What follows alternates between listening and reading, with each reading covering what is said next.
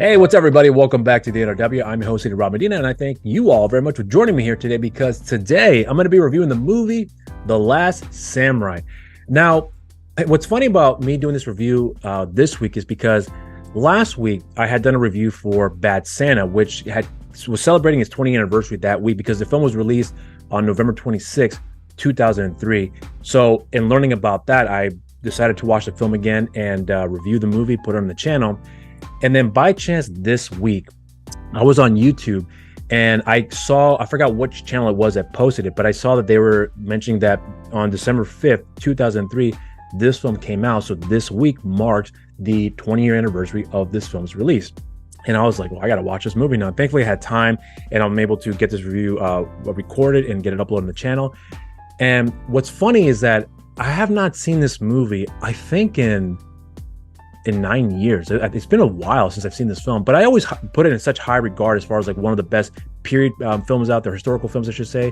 But really, it's also one of Tom Cruise's best performances. And I'll be honest too, I was actually kind of surprised when this film was nominated for several Oscars, including for Ken Wantanabe, who was nominated for Best Supporting Actor, and justifiably so. But I always felt like Tom Cruise's performance in this film was so good that for him to be overlooked and not be nominated for an Academy Award for Best Actor, I always felt like it was a little unjustified in my opinion. But I will also point out too that I'm a massive Tom Cruise fan. I love a majority of his films. I didn't think all his films were great, but there's a good chunk of them that are really, really good. But the one film that made me a fan of him, which I also believe is one of his absolute best performances, is a movie that he had done back in the 80s called Cocktails. And I saw that movie as a kid in the early 90s. I think it might have been like 91, 92, somewhere around there, if I recall correctly. I remember I was still in elementary school, but I remember seeing that movie as a kid and I was blown away with what I had seen. And I was also really impressed with his performance. Like that performance in that movie made me a Tom Cruise fan. And then from that point on moving forward, I was always looking forward to his work and remained a fan ever since then. Now, one thing I will also want to point out too about this review in this film is that I've decided that I'm just going to get into everything here because even though this movie is a historical piece, it's actually what's interesting is that I've come to learn, even during the release of the film, that the events that occur in this movie are based on real events that occurred back in the day. But a lot of the characters that we see in this movie are also based on real life their real life counterparts, I should say. But there's a lot of liberties they're taking. So a lot of the historical elements of the film have taken major liberties to a degree, but at the same time, they still stay true to the historic events that have occurred with, of course, the liberties that have been taken, as I mentioned before.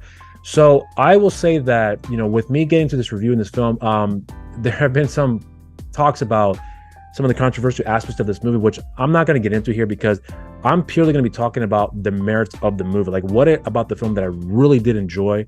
And if there's any negatives in this movie too, because even when I was watching the film, I'm not to say I was looking for negatives, but I really didn't notice that many negative aspects of the film that really stuck out for me. I mean, there were just some minor things, but I don't think it's really to the point where it's even worth mentioning because it didn't do anything to take me away from the movie or give me some time to make me think about what I saw that I didn't like, but which was far and far in between. And they're just minor little things here. So I'm going to say right now that I think for the most part, this review is going to be mostly just positive, like 95% of the time.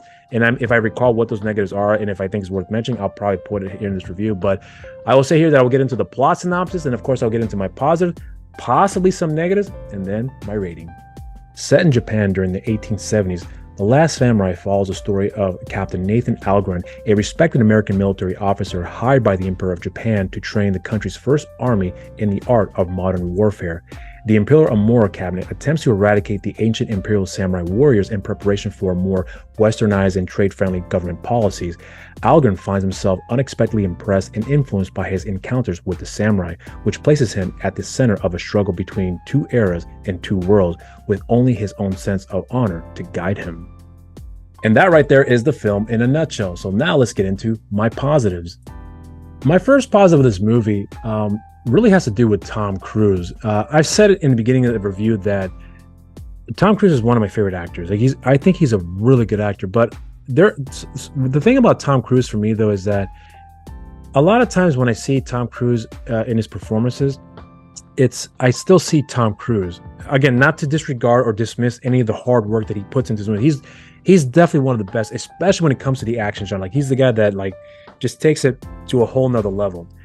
But I can truthfully say that there are only a handful of performances in films that really do stick out above the rest, as far as like, you know, when you want to see Tom Cruise, if you want to see a performance where you don't see Tom Cruise and you just see the character that he plays, for me, there's only a handful of performances that stick out that he really does accomplish that for me personally. I mentioned before that Cocktails is one of my favorite, is my favorite Tom Cruise movies of all time. I just love that movie, and I love the character that he plays in that film. And of course, the Born on the 4th of July, Jerry Maguire is a great example of that, and in this movie as well too. And there's also Rain Man as well. It's a phenomenal film that he delivers a phenomenal performance in that movie. So very few films that he's done where I really look at and say Tom Cruise is really playing the character that he's in the movie. Whereas in other films, like I look at Mission Impossible, as much as I love that franchise, I still see Tom Cruise. So again, not to disregard his work, but it's weird for me to say that because I see Tom Cruise, and in this film, I don't see Tom Cruise, if that makes any sense. But I'm pointing this out here because when I saw the movie for the first time in 2003, I remember being enthralled with his performance. Like this movie reminded me like why I love Tom Cruise as an actor. Like I think he's so good at what he does. And this is a prime example of that, because what's interesting about this particular character is that the story, I should say, in general, that we're following here is nothing new. A lot of people make comparisons to Dances with Wolves, and it's definitely the story is very similar in that. There's no denying that at all. But I haven't seen Dances with Wolves in quite some time, so my recollection of certain details of the movie are very sparse. But I do think that in some ways, from what I can recall, because I remember liking Dances with Wolves, I don't remember feeling like I was loving that movie, but I remember liking it a lot. But I'm going to take a chance in saying that I think this movie is superior in terms of the storytelling and the build-up and the setup that I recall from Dances with the Wolves. And what I mean by that is this. When you get to meet the character of Nathan Algren in the beginning of this movie, he's an alcoholic. And you learn later on that he was actually a captain in the Army here in the States. He's fought in several battles, fought in several wars. But one particular battle that he had partaken in, that it was requiring for him to kill innocent natives. And you get to learn that his general, played by Tony Golan, who plays the character of Custer, was telling him, "I want you to kill all these people and do as I say." He said, but they had nothing to do with what's going on right now. They are innocent bystanders for the most part. So we shouldn't have to be doing this at all. And Custer's like, "I don't care, kill them." And clearly that affected him, because there's a certain integrity that he has about himself that you learn, especially later on in the movie, that he definitely does maintain, but is tainted in a lot of ways as well too. And then with the horrors of war that he had committed in that particular situation there, you can see that it really did affect him in a really bad way, and to the point where he's having nightmares and he's drinking on purpose to try to avoid having to deal with the pain. And through that introduction of the character, and then learning that as the story progresses along the way, everything that's set up about what you know about this character, and then what you get to learn more about the character along the way too, is a very proper way of setup, so that one event that occurs that leads into the next event, it serves a purpose for the overall narrative. It's not there for the sake of being there. There is a reason for that, and the reason does pay off at the end. So Tom Cruise, I would say, delivers in a performance with a very complex character, a character that you may want to consider maybe not liking, but there are certain parts of the character where you see that he's just had it with life, and he's actually looking forward to someone just killing him to put him out of his misery. But at the same time, he's almost on auto drive, where he's just got to go through the motions, and he's so used to just constantly moving and moving and moving that I think I have an understanding why he just doesn't kill himself in the process, because you'd think that that's what someone would want to do, at least in this particular case with this character. And I think that with the way that Tom delivers that performance and showing these little nuances with the character, where if he dislikes someone a great deal and being in the same room with them, he's shutting down right away. but then in a moment's notice, he will also take time into consideration just to hear the person out. But there's always an asterisk about, I will do this here, but when I get an opportunity to do this here, I won't hesitate. And that's a beautiful thing about this character's journey that you get to learn.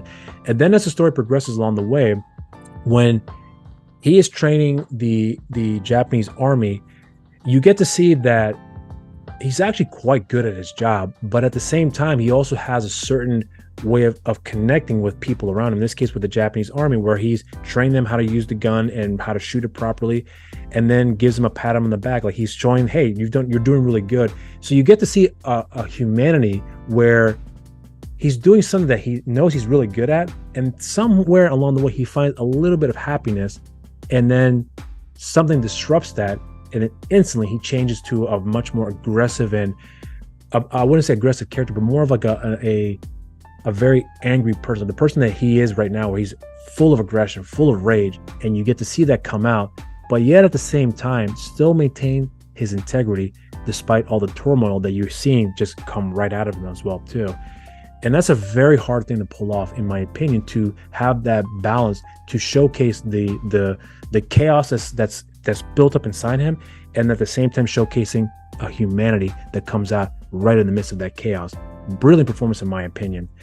Now, I will also point out too with Ken Watanabe. Now, this is the first time I actually heard about Ken through this movie, and I will say that when I heard that he'd been nominated for Best Supporting Actor for this film, I thought it was justified the way he had been nominated, and at the same time, it really does showcase one thing about his performance in this movie, that in the character that he plays, that when you learn about the way of the samurai through this movie, that one of the things he had said before about not wanting to kill Nathan Algren when he had captured him was that he said he wanted to learn about his enemy. Let's learn about our enemy. There's a sense of honor that the samurai do have that you learn in this movie that made sense for why he had kept Algren around. And the purpose of keeping him, I would say, as prisoner, because he had the ability to walk around and mingle with the locals around there as well too, and giving some sort of breathing room to take the time to listen to the character and then interject when it was necessary, and then learn more about him along the way too, and understanding where he comes from as a person. And then when he shows admiration for, in this case, like Custer, when he read through Nathan's journal, that that Custer was the general in charge of the army that Nathan was a part of, and understanding what he had accomplished and all the things he had achieved, like he really admired. He's like, this guy is a great warrior. And then right there you see that Nathan's like, this guy is not a good person at all. He is a man who is in love with his own legend and was willing to sacrifice other people for his own legend. And you understand the complexities behind that character, where you understand that that's the real motivation for his inner turmoil, not the fact that he was just told to kill innocent people, but rather the fact, but it is a reason, that's one of the reasons that surely affected him, but understanding that the guy that you admire, he is not the guy you think he is. In fact, he's a terrible person. And the reason why I don't like him is because of these reasons. And then boom, it makes a lot of sense. And then you wonder, does this character still have the same admiration along the way about this gentleman that he put in such high regard? Like, it's a wonderful thing to see that moment in time where he's still reacting to it in here, but you don't see a lot of the expression of like, oh, I think I was wrong. It's an interesting aspect of that character where you don't know a lot what's going on as far as like what he's really thinking, but you wonder, does it have an effect on him as the story progresses along the way? And eventually it does. But what's also interesting too is that you get to see that there's a certain sense of value that he has with other people in his inner circle that hold him in such high regard, to the point where the sacrifices they're going to make for him, and yet at the same time, despite the sacrifice that they are making for him, he in return is willing to make the same sacrifice for them as well too. So there's certainly an honorable thing about him that you tend to you can't unnotice, that you realize that this guy has a lot more integrity than you come to realize. And this is the guy that, in a lot of ways, when you see Nathan and Ken Watanabe's character, whose name escapes me right now, when they start to form a bond and become friends along the way, to the point where like they're like brothers. It's a very well earned aspect of the relation. That's one of the main key components of the film that I think worked effectively, because you had the time to build up that relationship, so that way at the end of the film, when things turn out the way they do, it made sense for the overall narrative, because you had the time with each of these respective characters to take the time with them to let them just grow in a lot of ways, which is a beautiful aspect of the story, I will say. When it came to the fact that this movie takes place in a certain period in history, I don't really know that much at all, I should say, about Japan from way back in the day. I know certain aspects of it, but just I don't really know that much about it. But in watching this movie, especially after watching this film for the purposes of this review, I remember through the various things I have learned after watching the film for the first couple of times a number of years ago, and then revisiting those historical information that I remember picking up on, that refreshed my memory about what the people behind the scenes were trying to portray as far as more or less the historical accuracies of the Japanese lifestyle at that time, and the way that they conduct themselves, and the various other things that a lot of people like myself are not aware of here that are in this movie.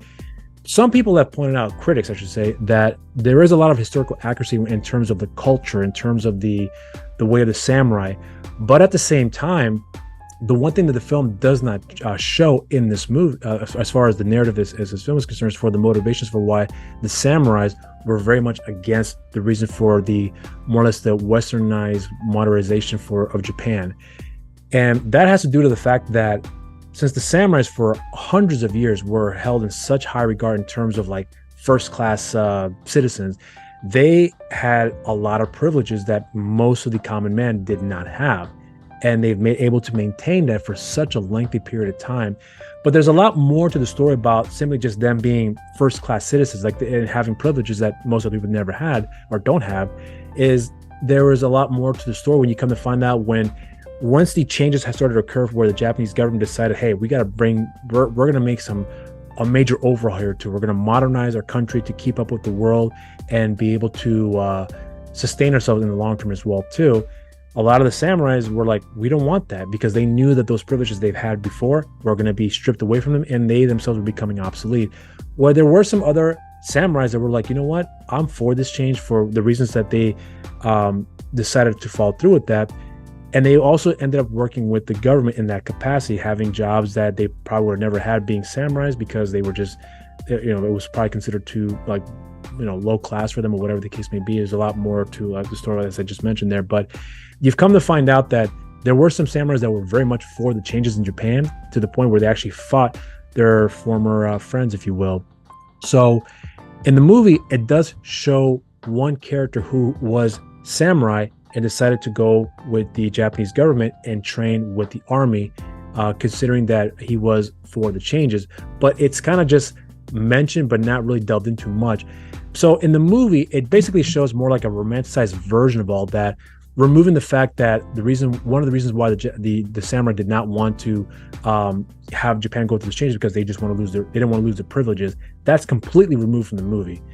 But again, since this is a fictional story in a lot of ways, it made sense for the story in itself why they chose not to do that, because it gives a much more emotional impact, that when the things that occur in the film, as far as the various characters dying and having an honorable motivation rather than selfish ones, it can take away from that as well too. And it would actually add a lot more complexities for those reasons, as far as why they didn't want to lose their privileges in the first place. So it's an interesting choice, but I think if people saw the movie and take that on face value, like that's how it was, it's not entirely accurate. But I still appreciate the fact that there is the purpose of why they chose this, why they have the samurai's motivations being what they are in the film, made sense for the narrative. So in that way, I would say that before I would probably be like, I wish they would kept that part of the real events that occurred into the movie. But I'm kind of glad they didn't, because again, for the purpose of the story, it worked very well, because they've done a really good job in telling a great story and giving the characters' motivation a valid point for why they are pursuing their path, why they're pursuing these goals, and at the end, why they're willing to fight for it to the death. So I think it worked well in that sense. One other thing I will point out is the action sequences in this movie. Now, I am a stickler for good action. Like, I love action films. And for everyone who's seen my reviews here, I'm sure you'll know that the action genre is my favorite genre of all time. And I will honestly point out that I think when it comes to the action sequence in this movie, there are some of the best. And I'm so glad that Tom Cruise had pointed out that there was a scene in the movie where he was fighting against 7 or 8 other individuals that were trying to kill him at night. And he said that I didn't want to do these cuts. I wanted just to be a straight fight all the way through. You know, there are cuts in the movie as far as that scene is concerned, but it's done so effectively that it never jarred me or took me out of the film and made me think like, what the hell were they doing? It's a very effective way of fighting that works very well, but you get to see everything as it starts to unfold along the way. When it came to the ninja sequences in this movie, because I remember when I saw the movies as back in 2003, I was blown away that there was actually ninjas in the film, and there were actually ninjas in real life as well too, and in Japan, especially in those days. So the fact that they kept that aspect of the story with having ninjas fighting against samurais, you have to understand, like, I was so blown away with that. Not because I've never seen it before, because there's a lot of films that deals with samurais and ninjas that fought. It's not an uncommon thing to see in film, but I just thought that it was just so beautifully done that in a way, and as far as the historical context is concerned, it made sense for why they were there in the first place. So there is a wonderful accuracy about that, and that's in that way, but there was also a wonderful purpose for that. And then to have samurais and ninjas fight in a beautiful film, I was blown away with it, and I was still happy to see that upon revisiting this movie here again for the purposes of review. So there's really a lot more to this movie that I can point out here that I really did enjoy. You know, I will also point out too, when it came to the cultural aspects of this movie, I have never been to Japan. I've met some Japanese people, but I guess I could say that from the only real knowledge that I had about Japanese culture is really just through films or interviews that I've come across from people who are from Japan talking about certain aspects of their lives in various periods of the Japanese, as far as Japanese history is concerned. And that's really my only real knowledge of as far as the culture is concerned. But then when you watch this movie, it's wonderful to see that Nathan Algren is basically, you know, us, that we're walking into this here for the first time and seeing the more or less the culture shock that he's experiencing, but respects the value and the integrity that they maintain about themselves, where they are purposely going out to, you know, pursue these gifts that they have, or these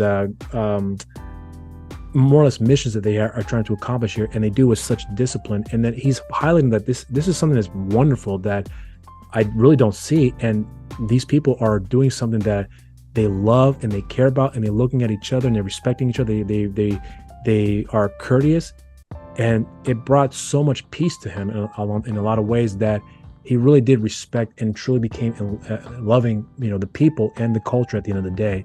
So you could see why that at the end of the film, he did not want to go back to the city at all. He wanted to go back to more or less the old ways of the samurai lifestyle that he truly did admire and love, and wanted to maintain for those he became really close with along the way too, throughout this narrative. So I really did appreciate getting some insight about the culture. Now, granted, it is specific for that time, but understanding that history to get an idea like what it was like, and understanding the overall,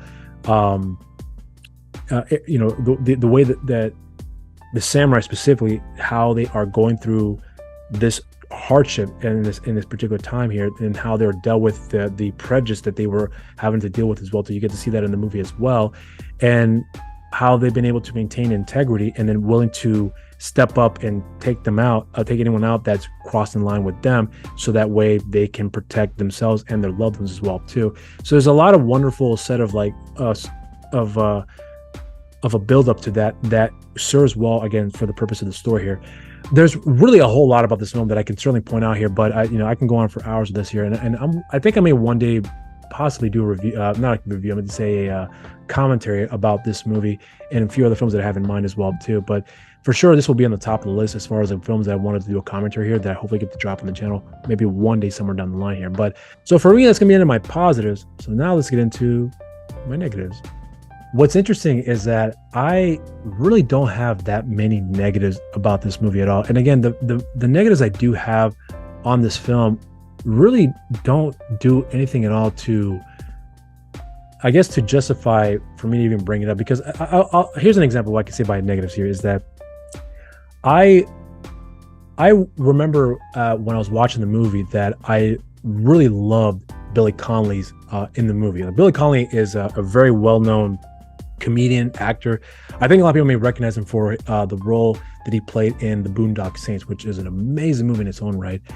And I remember when I saw him in this movie, I love this character because that's the part of the movie that you get to see where Nathan Algren is a good person. He's kind of like, in a lot of ways, the guy that's sort of keeping him in check. Not entirely, but just there, you get to see that one person sees a really good person in Nathan Algren, and he's the guy that kind of sets the tone of what you can expect from this character, if that makes any sense. And I would have liked to have seen a lot more of that character, because I really loved what he brought to the story, especially to highlight the goodness that's still left in Nathan Algren. So when he got killed, I was really disappointed and really pissed off, to be honest with you, because I loved what he was bringing to the story. Now, when it came to other aspects of the negatives here, I think the only other part of the negative that sticks out to me was Hiroyuki Sanada. I was aware of who he was because Hiroyuki Sanada has done a lot of movies way back in the day. I remember seeing one film. I can't remember what it was, but I remember when I saw this movie, I was like, this guy looks so familiar. I know I've seen him from somewhere. It was from an action film that I remember he had done way back in the day. So I hadn't seen anything he had done in some time up until this movie. And when I saw him and then I learned who he was after the fact, I was like, I wanted more of this character. Like, I loved his character in this movie. I really, really, really did. And I would have liked to have seen a whole lot more of his character. But otherwise, I mean, those are really the only negatives that stick out for me, because the movie, although in my mind, I'm not gonna say it's 100% perfect, but it is a damn near perfect movie for the purposes of like the build-up, the storytelling, the directing under Edward Zwick, the screenwriting, just everything about it. The cinematography is beautiful in my opinion. So getting to see two actors playing two characters that I really did enjoy, that more or less meet their demise, and I would like to spend more time with them. Those are the really only things, as far as negatives are concerned, that stuck out for me. But again, it never took me out of the film. It wasn't like me saying for them to be in the film longer would have made the film better. It wouldn't have made the film any better. In fact, it probably would have dragged the story a little bit further. But unless you're telling a long story for the purposes of why it needs to be told that way. But I mean, having them be in the film much more wouldn't have made the film any better. It still made their performance in the movie made the film great as well. And then when they met their demise, it served well for the purpose of the story, which I thought was very effective. So for me, that's really all I have for the negatives, if you want to call it that. But overall, I still think it's a great movie, despite those two minor issues I had with the film. But that's going to be into my negatives. Now let's get into my rating. I'm sure from what you've heard about my thoughts on the film that there's no doubt what my rating is going to be in this movie. But here's what I will say in closing, before I give my rating here, is that to me, this movie offers a lot in terms of great character story and a great film period. But when you want to look at a film that is set in a time that most of us are not really familiar with here at all, this is one of the best films, in my opinion, from what I have learned after watching the movie about the historical settings, the accuracy of the film, among other things as well too, that still tells an enjoyable story, a really compelling story with great characters. And when I went back to see this film, I should say, I was surprised that don't go back to revisit this movie often, because as I said before, I think the last time I saw this movie was nearly 10 years ago. And when I was watching the movie again for the first time in nearly a decade, I was telling myself, like, why don't you watch this movie often? This is a great film. And I had no reason why. It was just never did. I don't know why I never thought about going back to revisit it, but I'm glad I did. And I'm glad I'm able to do it around the film's 20th anniversary. So I'm sure you already know what my thoughts are going to be in the film. So for me, this movie is a solid cheers.